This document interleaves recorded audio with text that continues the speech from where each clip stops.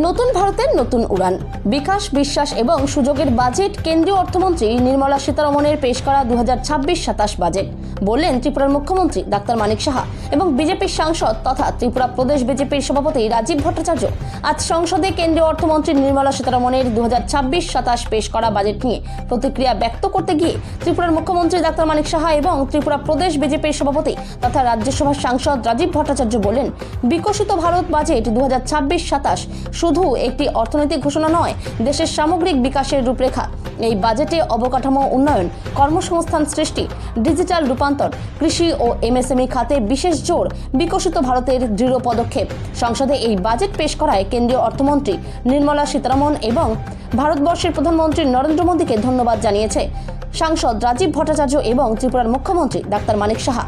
আগরতলা মহারানী তুলসীবতী বালিকা বিদ্যালয়ে সংবাদ মাধ্যমের মুখোমুখি হয়ে ত্রিপুরার মুখ্যমন্ত্রী ডাক্তার মানিক সাহা আরও বলেন, বিরোধী রাজনৈতিক দলের নেতাদের কাজই হলো বিজেপি দলের যে কোনো ভালো কাজকে বিরোধিতা করে মানুষকে বিভ্রান্তি করা। বিরোধী রাজনৈতিক দল কোনোদিনই সংসদের জনগণের উন্নয়নের জন্য বাজেট পেশ করেননি। ত্রিপুরা থেকে বিক্রম কর্মকারের রিপোর্ট, বিগ নিউজ বাংলা। বলবে কিন্তু আসলে তো যে কথাটা বারবার বলছেন মাননীয় প্রধানমন্ত্রীজি বারবার বলছেন, আমার কাছে চারটাই জাতপাতের রাজনীতিতে আমরা দেখেছি, যুবক, তারপর আপনার মহিলা, গরিব এবং কৃষক, এই চার জাতের উন্নয়নই মেন। এবং এইবারের বাজেটে কিন্তু চার যে জাত আছে তাদেরই উন্নয়নের কথা বলছে। ওনারা তো এইভাবে কোনোদিন চিন্তা ভাবনা করেননি।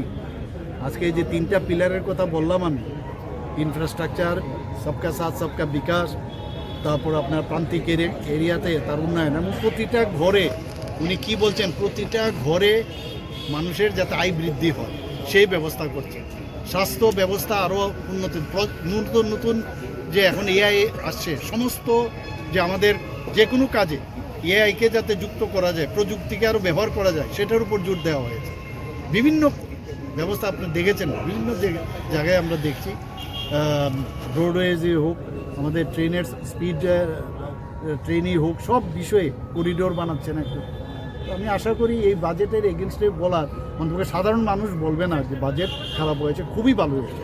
এবং এটা আমাদের জন্য আমি বলবো যে একটা কল্যাণমুখী একটা বাজেট, সাধারণ মানুষের এই ধরনের বাজেট এবার মাননীয় প্রধানমন্ত্রীজির নেতৃত্বে মাননীয়া সীতারামনজি, নির্মলা সীতারামনজি আমাদের বিত্তমন্ত্রী যেটা পেশ করেছেন, আমি এর জন্য ওনাদেরকে আমি ধন্যবাদ দেব, স্বাগত জানাব।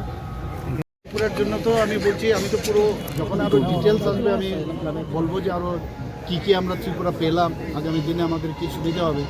এখানে আজকে বুদ্ধিস্ট যে সার্কিট যেটা ঘোষণা করা হয়েছে একটা, এই স্কিমের মাধ্যমে, এই প্রকল্পের মাধ্যমে আমার মনে হয় যে সিকিম, মণিপুর, আসাম, অরুণাচল প্রদেশ, ত্রিপুরা এর মধ্যে যুক্ত হয়েছে।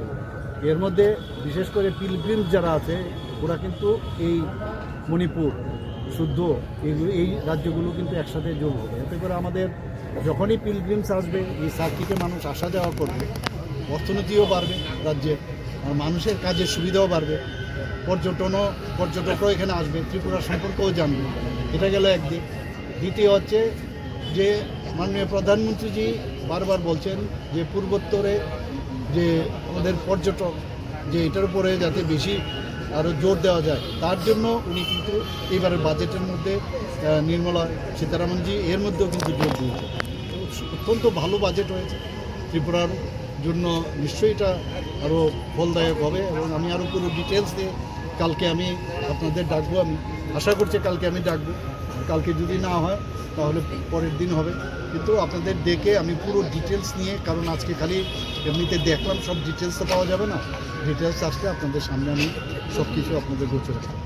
তারপরে যে থেকে বাজেট সম্পর্কে মতামত আজকে আমাদের কেন্দ্রীয় ইউনিয়ন মিনিস্টার নির্মলা সীতারমণ দ্বারা আমাদের পার্লামেন্টে ইউনিয়ন বাজেট 2026-27 এখানে পেশ করা হয়।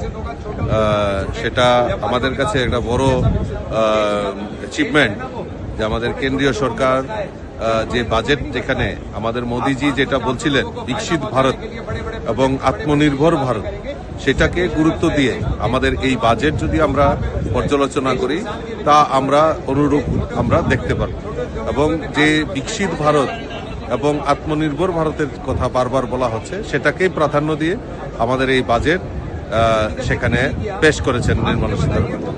এবং আমি ধন্যবাদ জানাই আমাদের দেশের যশস্বী প্রধানমন্ত্রী নরেন্দ্র মোদীজিকে, এবং ধন্যবাদ জানাই আমাদের দেশের অর্থমন্ত্রী নির্মলা সীতারামনজিকে এইভাবে সমস্ত স্তরের কথা চিন্তা করে এই বাজেট এখানে পেশ করেছেন। এবং এটি আমি মনে করি, বিশ্বাস করি যে সমাজের প্রত্যেকটা অংশের মানুষের জন্য যে অংশীদারিত্ব, যেটা বারবার মোদীজি বলছেন, তা বাস্তবের রূপ নেওয়ার একটা প্রয়াস হচ্ছে। এবং যার মধ্যে সবচেয়ে বড় জিনিস সেটা হলো শিক্ষা ক্ষেত্রে, স্বাস্থ্য ক্ষেত্রে একটা আমূল পরিবর্তন।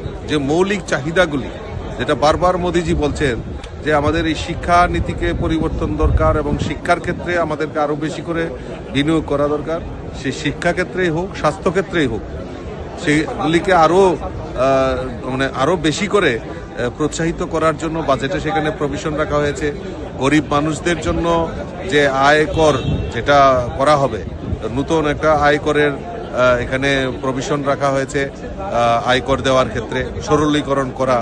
এবং এক্সপোর্ট ইম্পোর্টের ক্ষেত্রেও সেখানে আমরা দেখি এখানেও একটা বিভিন্ন ক্ষেত্রে যে করের ছাড় দেওয়া, সেটা আজকের এই বাজেটে আমরা দেখতে পেয়েছি। আর বিশেষ করে উত্তর পূর্বাঞ্চল এবং এই ত্রিপুরা রাজ্যের জন্য এই বাজেটে প্রভিশন রাখা হয়েছে, বাজেটে কথা উল্লেখ করেছেন। এটা আমাদের কাছে পরম সৌভাগ্যের যে নর্থ ইস্টের মতো, যারা আমরা স্বাধীনতার পর যদি দেখি এই নর্থ ইস্টকে উপেক্ষা করেই আমাদের এই বাজেট পরিলক্ষিত হতো, কিন্তু আমরা দেখছি মোদিজির নেতৃত্বে দেশ বিকশিত সংকল্প যাত্রে এগিয়ে যাচ্ছে। তার পাশাপাশি উত্তর পূর্বাঞ্চলকে আরো বেশি গুরুত্ব দিয়ে সেখানে রাখা হচ্ছে।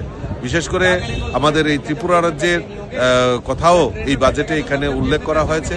এবং সেখানে আমাদের উত্তর পূর্বাঞ্চলের মঠ মন্দিরগুলিকে একটা সার্কিট করে সেখানে সেইগুলিকে ডেভেলপ করা এবং ট্যুরিজম, যার ফলে ট্যুরিজম ইন্ডাস্ট্রি সেখানে আরো বেশি করে বৃদ্ধি হবে, বেকারদের কর্মসংস্থানের সুযোগ বৃদ্ধি হবে এবং আলাদা করে মানুষের রোজগার সেখানে সুনিশ্চিত করা হবে।